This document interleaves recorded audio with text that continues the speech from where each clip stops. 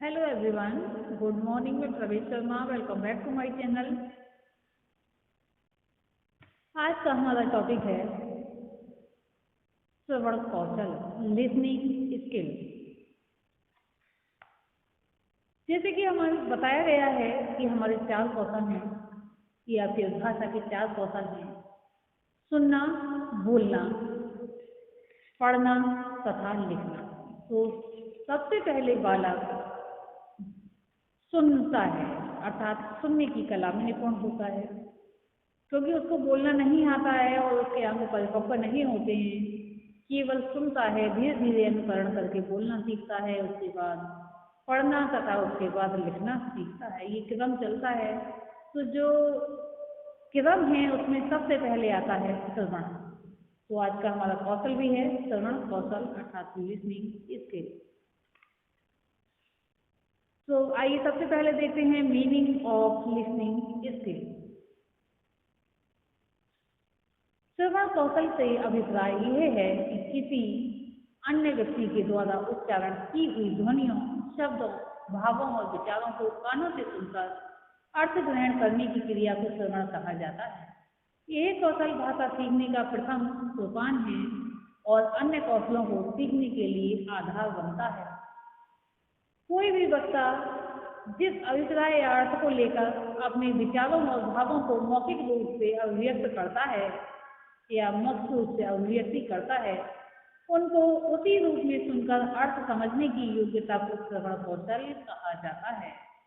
इसी के साथ नेक्स्ट पॉइंट पर हम देखेंगे नीड ऑफ लिसनिंग स्किल, श्रवण कौशल की आवश्यकता। श्रवण कौशल की आवश्यकता प्रत्येक व्यक्ति के जीवन के लिए है, क्योंकि अपनी अभिव्यक्ति जब दूसरों पर व्यक्त करता है तो उसके आंतर यानी कि जो रेस्पॉन्स है उसको समझने के लिए उसे सुनने की आवश्यकता पड़ती है। और जब उसके लिए वह सुनने में सक्षम नहीं होगा, उसकी सफलता नहीं होगी, तो व्यक्ति जो कह रहा है सामने वाला उसको ठीक प्रकार से ग्रहण नहीं कर सकेगा और उसका अर्थ दूसरा ही लगाएगा। बालक के व्यक्तित्व के विकास और भाषा शिक्षण की दृष्टि से श्रवण कौशल की बहुत महत्वपूर्ण आवश्यकता है। प्रत्येक बालक जन्म के उपरांत विभिन्न ध्वनियों को सुनना प्रारंभ कर देता है। इन ध्वनियों से उसका मस्तिष्क प्रभावित होने लगता है। ये ध्वनियां बालक के भाषा ज्ञान के लिए आधारशिला का कार्य करती हैं।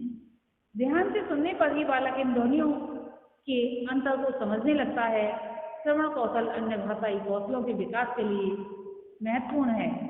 बालक परिवार में रहते हुए अपने बड़े सदस्यों को बोलते हुए देखकर उनका अनुकरण करता है, अनुसरण करता है और उनकी कही हुई बातों का पालन करता है, यानी कि सुनकर ही पालन करता है। तो देखा गया है किसी भी कार्य करने का कोई न कोई उद्देश्य होता है और उद्देश्य की प्राप्ति के लिए इस श्रवण कौशल की आवश्यकता पड़ती है, क्योंकि कहा गया है कि जब तक हम किसी भी बात को ध्यानपूर्वक नहीं सुनते तब तक हम उसको ठीक प्रकार से नहीं कर सकते। अतः श्रवण कौशल की हमारे जीवन में बहुत ज्यादा आवश्यकता है। अब हम देखेंगे इम्पोर्टेंस ऑफ लिसनिंग स्किल।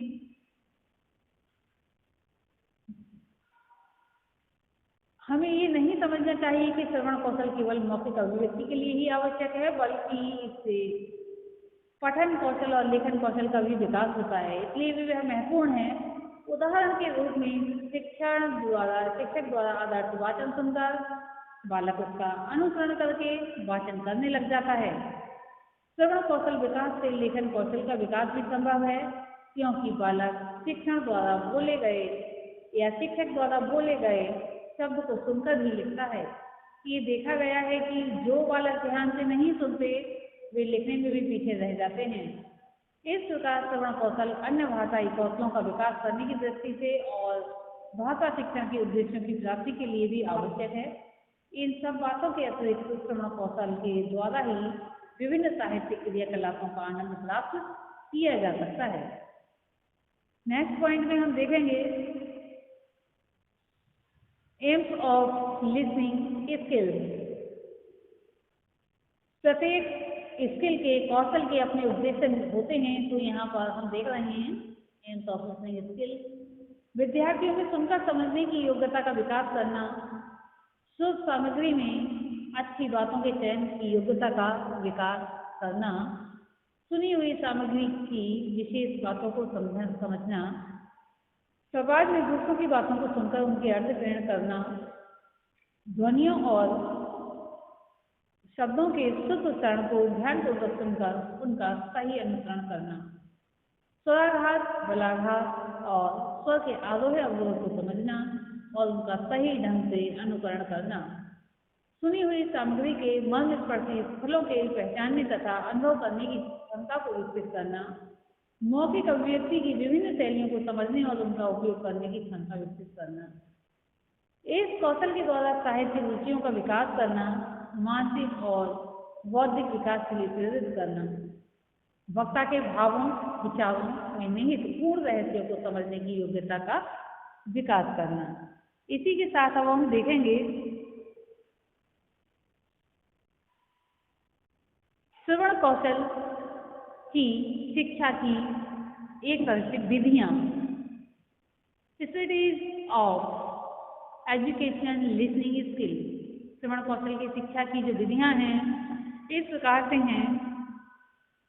सबसे पहला इसके अंदर पॉइंट आता है सस्वर वाचन। शिक्षण के द्वारा किए गए आदर्श वाचन और कक्षा के किसी छात्र द्वारा किए जाने वाले अनुकरण को ध्यानपूर्वक सुनकर शुद्ध उच्चारण, बलाघात, गति आदि का ज्ञान प्राप्त करते हैं, जिसमें शिक्षक को ये पता चलता रहेगा कि छात्र छात्राओं का श्रवण कौशल किस दिशा में कितना विकसित हो रहा है। नेक्स्ट हम देखेंगे शुद्ध लेखन, जिसे सुना हुआ लिखना अर्थात इमला भी कहा जाता है, डिक्टेशन। शुद्ध लेखन शुद्ध लेखन के अभ्यास हेतु सशक्त और सार्थक विधि है। इस विधि का प्रयोग श्रवण कौशल के विकास के लिए करना भी उपयुक्त रहता है।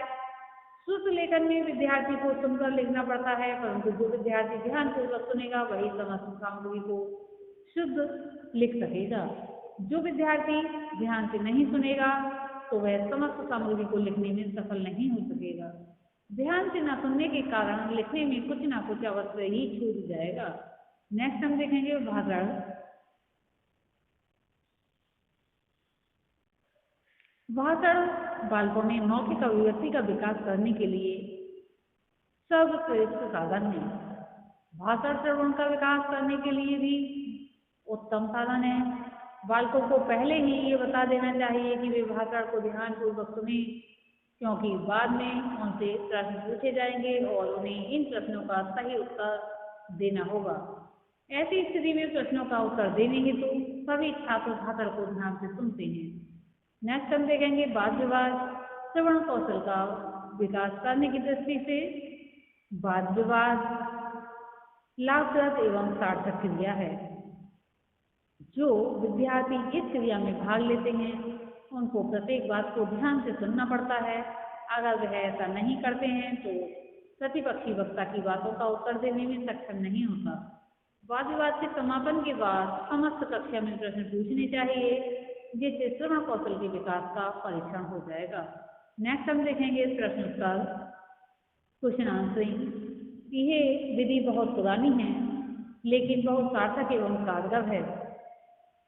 शिक्षक को पाठ के विकास के साथ साथ बालक से प्रश्न पूछने चाहिए, या यूं कहिए कि पाठ का विकास प्रश्नोत्तर विधि से किया जाए। ऐसा करने से कक्षा के सभी छात्र शिक्षक को ध्यान से सुनते हैं और कक्षा में सावधान रहते हैं। नेक्स्ट हम देखेंगे कहानी कहना और सुनना। इससे श्रवण कौशल के साथ साथ मौखिक कौशल का भी विकास होता है। शिक्षक बालकों में बैठकर उनको सर्वप्रथम कहानी सुनाता है और बालक शिक्षक को ध्यानपूर्वक सुनते हैं। शिक्षक स्वयं कहानी सुनाने के बाद बालकों से कहता है कि उनमें से कोई बालक कहानी सुनाए। ऐसा करने से पता चलता है कि बालकों ने कहानी ध्यान से सुनी है या नहीं। कहानी कहना श्रवण कौशल शिक्षण का सशक्त एवं प्रभावपूर्ण साधन है, क्योंकि छोटे बालक कहानी सुनने से या सुनने में बहुत अधिक आनंद प्राप्त करते हैं। नेक्स्ट हम देखेंगे शब्ददृश्य सामग्री का उचित प्रयोग। या फिर शब्दगत सामग्री का प्रयोग। शब्दगत सामग्री के आवश्यकता के अनुसार प्रयोग करने से श्रवण कौशल सीखने का विकास बहुत अच्छे तरीके से होता है। इसमें क्या क्या प्रयोग किया जा सकता है इस विषय में हम देखेंगे। ग्रामोफोन।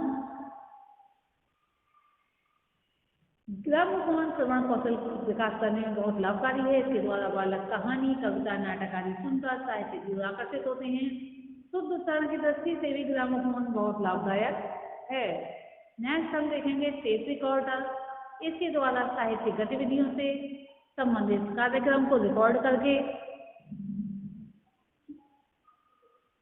यानी कि रिकॉर्ड किया जाता है और कभी भी इसको सुना जा सकता है। इस प्रकार के कार्यक्रमों को सुनने के बाद छात्र छात्राओं से भविष्य से संबंधित वार्तालाप किया जा सकता है और इस प्रकार से विद्यार्थियों के श्रवण कौशल की भी जांच की जा सकती है। नेक्स्ट हम देखेंगे चलचित्र। चलचित्र मनोरंजन के साधनों के साथ श्रवण कौशल में भी सहायक सिद्ध होते हैं। इनका संबंध केवल सुनने मात्र से नहीं है, बल्कि जो कुछ सुनते हैं उसको दृश्य रूप में देखा भी जा सकता है। शिक्षक के उचित मार्गदर्शन से हमें इस भाषा के शिक्षण के प्रयोग में लाया जा सकता है। बालक चलचित्र देखने के साथ साथ ध्यान से सुनते भी हैं, इसलिए श्रवण कौशल के विकास से चलचित्र एक अच्छा सशक्त एवं सार्थक साधन है जिससे बालक बहुत आनंद प्राप्त करते हैं। नेक्स्ट देखेंगे दूरदर्शन। दूरदर्शन आज के विज्ञान की अनोखी देन है जो अनेक दृष्टिकोणों से उपयोगी है। वह श्रवण कौशल का विकास करने हेतु दिलचस्प साधन भी है। नेक्स्ट और लास्ट देखेंगे वीडियो। जिस प्रकार टेप रिकॉर्डर का प्रयोग किया जाता है उसी प्रकार किसी कार्यक्रम विशेष या प्रोग्राम विशेष को वीडियो के द्वारा रिकॉर्ड करके उसको टीवी पर दिखा सकते हैं। इसके माध्यम से विद्वानों के भाषण और विभिन्न शैक्षणिक कार्यक्रमों की कैसेट तैयार की जा सकती है। जब बालक इसको याद बाद में सुनते हैं और देखते हैं तो केवल श्रवण कौशल शिक्षण की दृष्टि से ही लाभ नहीं बल्कि अभिव्यक्ति की दृष्टि से भी बालक इससे बहुत कुछ सीख लेते हैं। आज के लिए इतना ही। धन्यवाद।